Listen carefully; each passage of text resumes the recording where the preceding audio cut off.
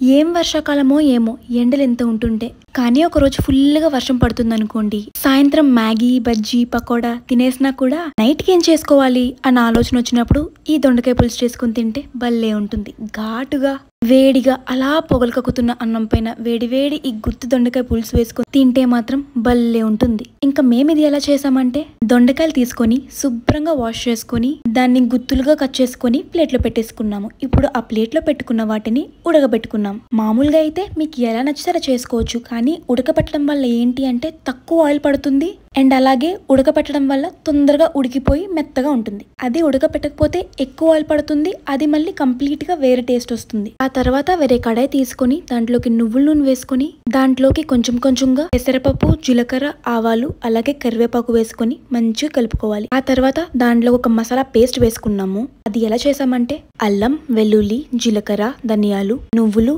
ఎండుమిర్చి, కారం, పసుపు, ఉప్పు, సన్ఫ్లవర్ సీడ్స్, పంకిన్ సీడ్స్ ఇది క్రీమీనెస్ కోసం, లవంగం, మిరియాలు, దాల్చిన చెక్క, అనాస పువ్వు ఇవి ఘాటు కోసం. దీంతో పేస్ట్ వేసి బాగా వేపుకున్న తర్వాత దొండకాయలు వేసుకుంటే గుత్తి దొండకాయ అవుతుంది. దాంట్లో చింతపండు పులుసు వేసుకుంటే పులుసు అవుతుంది.